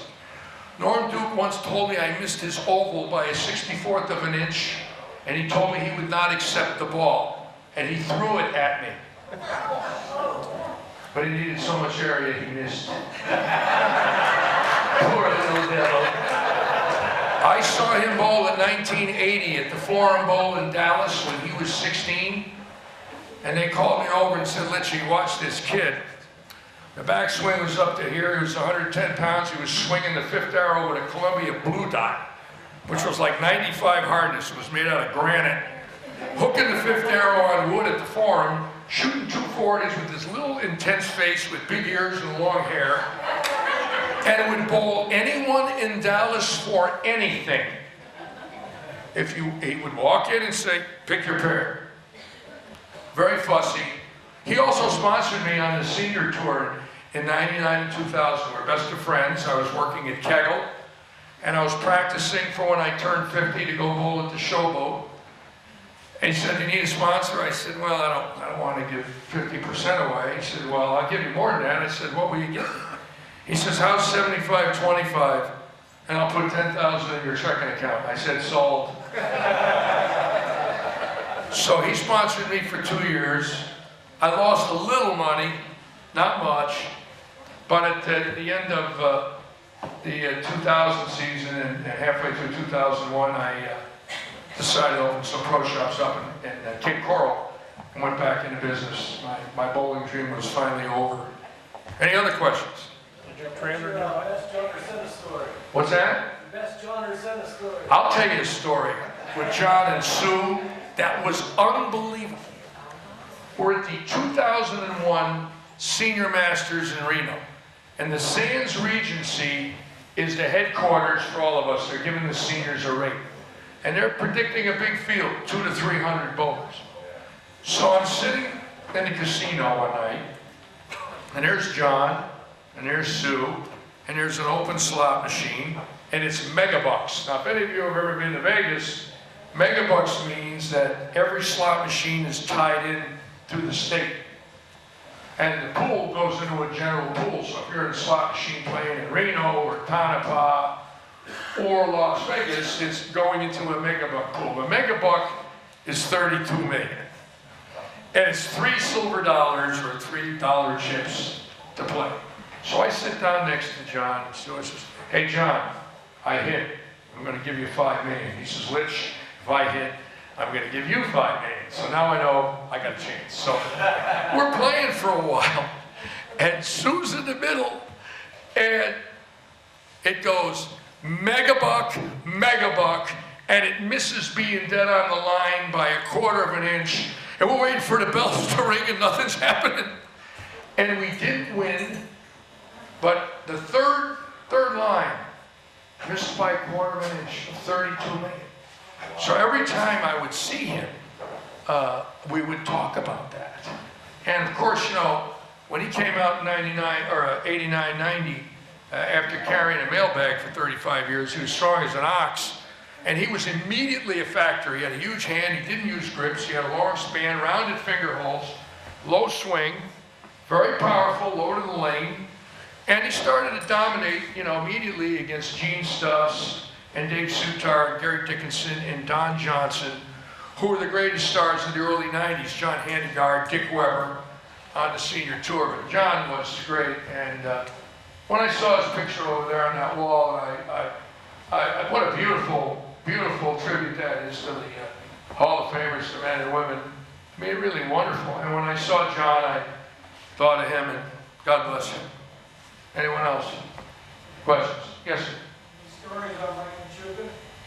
Do I have a story about Mike Machuga? Yes, I do. Now there's a different species. Machuga's mother, Sharon, lives in Port Charlotte in 2003 or 4, and he's visiting his mother. And he calls me up and he wants to come to my pro shop for me to refit him. And he's struggling with his grip. So come on. So I take all his balls and I plug them up and I re-drill them. I said, don't worry, I ain't gonna charge you. My push-ups are doing real good. I don't care. And we'll let you bowl. So he comes down every day and he's bowling. Well, the proprietor takes a liking to him and she decides to let him drink for free. Well, you know I'm an idiot. I'm giving him free equipment, free lineage, and free booze. Well, now I'm stuck with him. He don't want to leave. So he's there every day for about a week. And one night, he's in a bar, it's a Friday night, and he's putting him down pretty good. And now the owner of the bowling center, Pedro, it used to be called Friendship Lane, 24-lane house on Del Prado in Cape Coral. She's panicky. She demands the keys. He won't come up with the keys. She says, you're not leaving here. He says, yes, I am. She says, no, you're not. Well, her and her husband almost wrestle him, get the keys away, walk into his car, and drive home with his keys so he can't drive. Well, the next morning, they come in about 8:30, they wake him up, they give him his keys. He never came back again. But what do you think, close? Yeah, I'm sorry to say that, poor devil. Anyone else, any other questions? How about from some oldies? You got any old stars you want to know about? Is Any? your trailer park nearby? Say that again? Is your trailer park nearby? Well, my trailer park's my campsite's 15 miles from the bowl, but I park my RV behind the bowl, so in case I have too many glasses of wine, I walk home. How about some questions from the older group here of your idols? Go ahead, sir. Mr. Hall of Famer, go ahead. What would you pick as your five-man dream team? My five-man dream team would be Earl Anthony, Don Johnson, Mark Roth. Now, I'm talking to my generation. Okay, it's changed. But let's say up until 1980. Earl Anthony, Don Johnson, Mark Roth, Jimmy Stefanich, and maybe Nelson Burton. Now, after that, you know, when Albee comes in and Walter Ray comes in and Pete come in, wow. I was on the 32-man committee that picked the PBA's top 50 stars. I put Anthony first and Walter Ray second on my ballot. I told Walter Ray that and apologized. But now that I've seen 35 years of domination with relentless pursuit for every tournament he could possibly bowl, I truly believe, and please forgive me, Earl, but I truly believe Walter is the greatest bowler ever lived, and I think Pete Weber's right there with him. And now Norm Duke enters into the equation. So, you know, the newer stars stayed longer because they were equipped more mentally, you know, they took better care of themselves. You look at Walter Ray, I mean, he's in fantastic shape. He's got arthritis in his hand's locked. His fingers are locked, his thumb is locked, and they don't move. They stay in this position. They're literally welded. So he's about a half forward in his thumb, 3/4 away in his fingers, and he doesn't have the power in his hand that you have to have today. But the shot-making consistency is still there. So just a wonderful, great bowler. Who else? Who else got any questions about some of the older stars? Want to hear about Billy Hardwick's 6 wives? No? Well, here's a good one for you. Anybody watch The Living Dead on AMC? Chris Hardwick. Chris Hardwick is Billy Hardwick's son. And I'm very good friends with Chris and his mother on Facebook. And Sharon Hardwick was Billy's 5th wife. And Chris married recently a girl by the name of Lydia Hurst. Does that name sound familiar, Hurst? You ever hear the name William Randolph Hearst? How about Patty Hearst? She's Patty Hearst's daughter. Chris Hardwick is married to Patty Hearst's daughter, the heir to the Hearst fortune. The Hearst Castle at San Simeon. Small world, isn't it? I'd like to meet them. I have an invitation to go to Chris's show. Let me know when my 30 minutes is up, Josh. Am I rambling on here, brother? You sure? We all right? Can I keep going? I'll quit when you guys get bored. I could talk all night. Give me 2 glasses of wine and a paycheck. A nice paycheck, I might add. That nice young lady back there stuck that check right in Litchie's pocket. Thank you, my dear. We'll be friends for life. Who else? Who else? Give me. Yes, sir. What do you think of the new two-handed style? Well, it's interesting. I'm from the old school. And I also took a lot of pride in shot making and bowled with the greatest shot makers that ever lived. Nelson Burton, Billy Hardwick, Jimmy Stefanich, Zon Ritker, and even in the 80s, Walter Ray, Dave Ferraro out of Kingston, who was bowler of the year in 90, David Ozio in 91. You're talking some thoroughbreds. You're talking the greatest ever lived, Don Johnson. I did not think I would see this, but I did see it. At first I was against it, and then I realized they're real good, and they figured something out. And our game has always been environmental from the days of Andy Verapapa with shellac. And if you see pictures of Marino and Andy Verapapa, it's the middle finger and the thumb, and their follow-throughs are like this. If you see them at the end of their approach, their hands in front of their left eye, with these two fingers, it's two-finger balls, okay? And then the pin setter comes in, and the shellac doesn't hold up, so they go to lacquer. And all of a sudden, you see Weber come in, and Carter, and then Salvino, and the great bowlers of the 60s. Then in the 70s, McCune, sets up the dipper. And I bowled against McCune the year he was dipping. And all of a sudden, the ball companies get wind of it, and they start making bleeders. So now the balls are soft, and they bleed. And then in 82, it's urethane, and it's synthetics come in, then it's resin. And through all of this evolution, the two-hand style has developed because of the evolution of bowling. I do not believe they would have had no chance in their life in 1972 bowling Dick Weber at Imperial Lanes and Nelson Burton. They would have got beat by 600 pins. Their balls would have sailed, it would have went to the right at the pocket, it had bounced off the pocket, they'd had the 8-10 all day long and the 5-7. There was no cores that flared, so you didn't have 7 pounds working for you at impact. So, but it's not their fault. They didn't build the balls, they didn't change the lanes. So my philosophy is, it's not how you knock a ball over, it's how many. So it's just that simple. Leave it at that. You start blaming people for getting good, then why are we here? We all want to be good. Even I was once good. I was left-handed. They knocked the hell out of me because they said the left side was unfair to the right, and it was. There was many tournaments I bowled in, especially San Jose, where the right-handers didn't have a chance to compete. But that was in a lot of centers across the country. And lane maintenance came in, equipment changed, the philosophy changed, proprietors got more educated, and here we are. But if you'll notice, in the World Series, if you look at the finalists, they're all great bowlers. I did not like the launch-a-thon 2 weeks ago. I'm not into that. I don't like balls getting thrown in the air past the arrows. I put some things on Facebook. I was a little ashamed of myself. But I truly feel that the sport of bowling was not designed to throw a ball 30 feet in the air over the 7th arrow.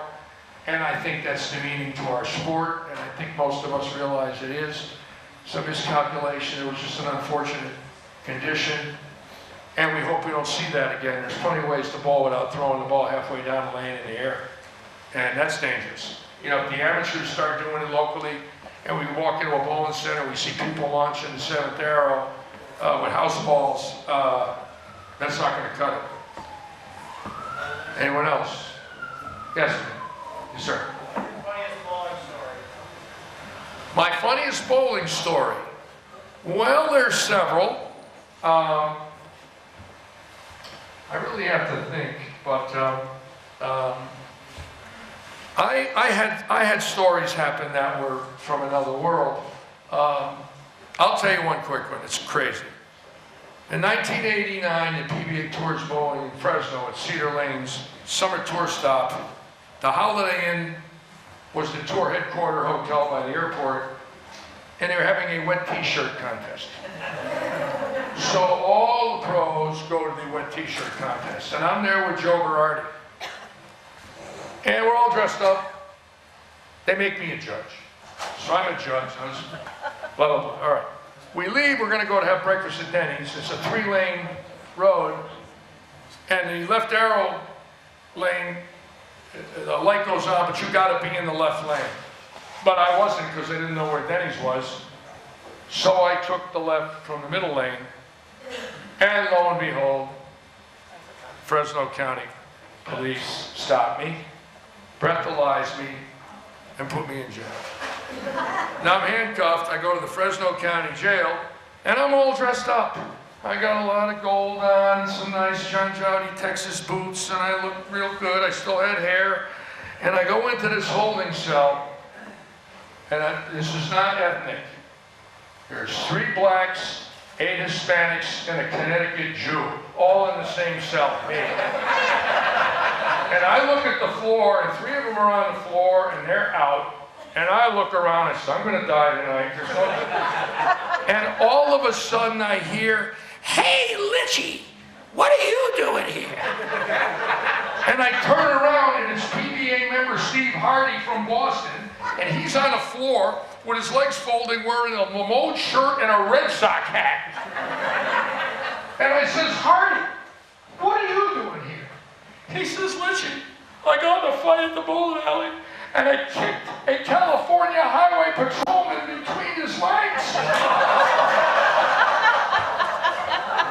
And I looked at him and I says, "Hardy, you're going to be here for a long time, bro. You're going to be in Tucson next week. What are you going to do?" He says, "I don't know. I'm going to have my mother put the house up for bail." So, sure enough, the next morning I get released on personal recognizance. They let me go. And Hardy's there. I wave goodbye to Hardy.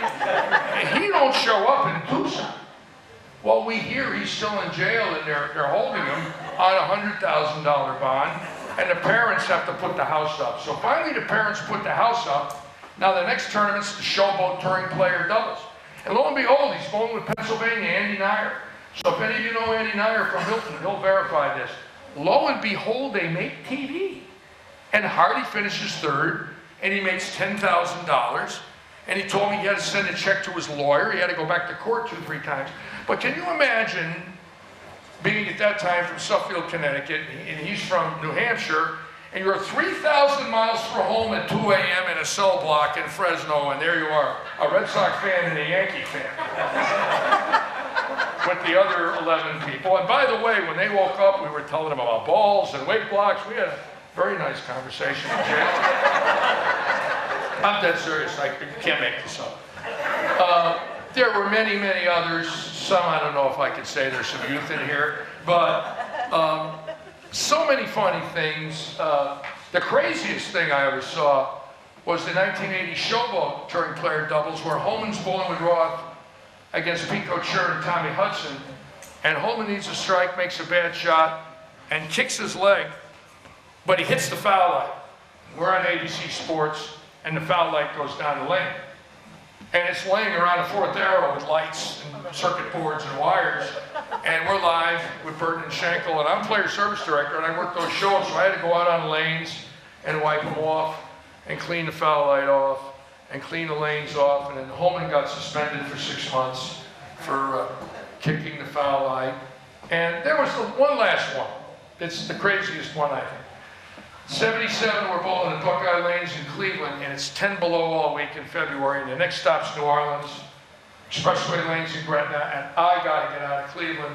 It is so cold, I'm getting sick, I'm working in this cold bus, and I'm leaving the parking lot Saturday after the telecast, and Dale Eagle comes running after me, and I transported bowlers' balls. And sure enough, I'm leaving, and he brings me a case of balls, and I stuff them in the rear door of this old bus. It was an emergency door. It looked like a submarine hatch. And I'm with my wife, Ann, who's passed on, my dear Mrs. Ann, and we're driving 71 south, and we get to Cincinnati, and we climb up into Kentucky, over to Covington, and then we're in Erlanger, and now we're going down a hill. And at the bottom of the hill, there's an 18-wheeler blocking the road. And there's flares. And it's been snowing all night. And I'm on the brakes, and the bus ain't stopping. And now I get on them. Now there's sand on the hill. And as I slam on the brakes, the rear entrance door opens up. And Eagles balls fly out and go by me. And there's state police down at the bottom, and they're dodging the bowling balls. And these balls are going down the highway, and they're bouncing off tires into the bridge abutments and the guardrails. And finally I stop, and the cop comes up to me, "What's wrong with you? What the hell was that?" I said, "Those are bowling balls, officer." "What are you doing with all those balls?" "Well, I work for the Pro Bowlers."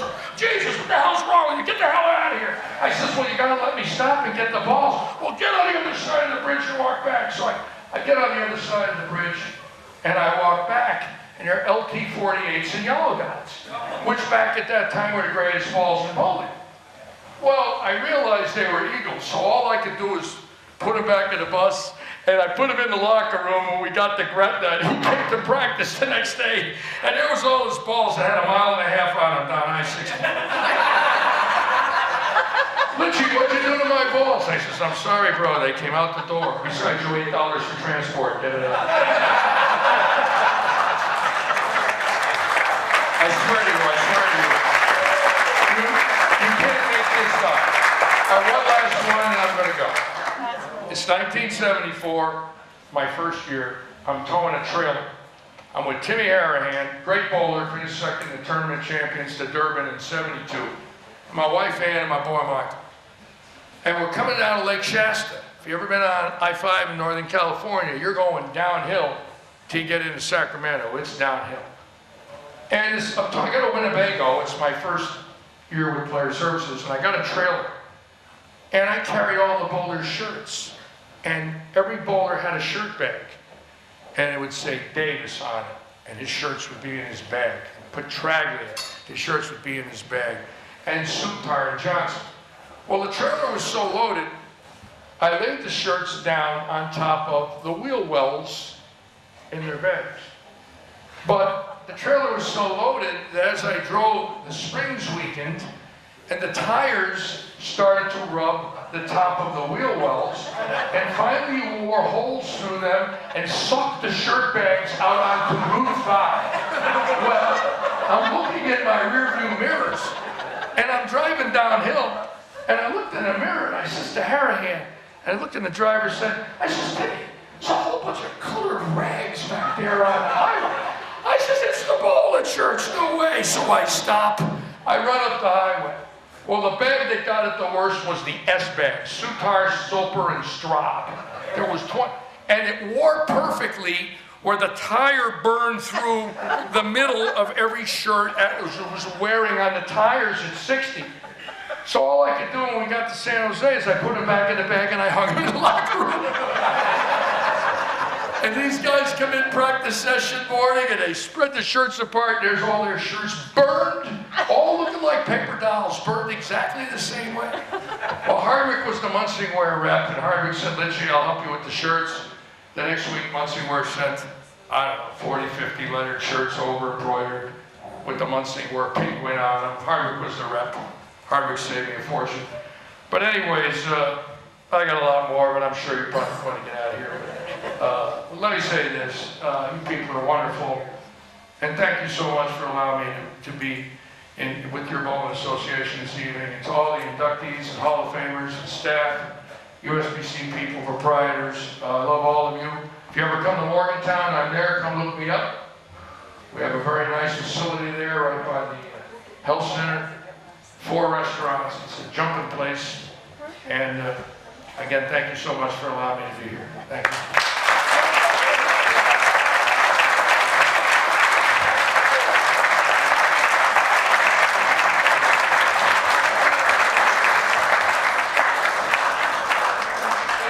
Larry, I do have a question.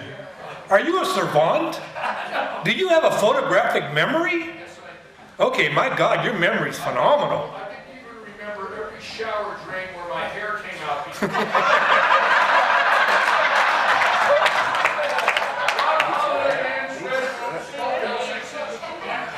leave the light on for you.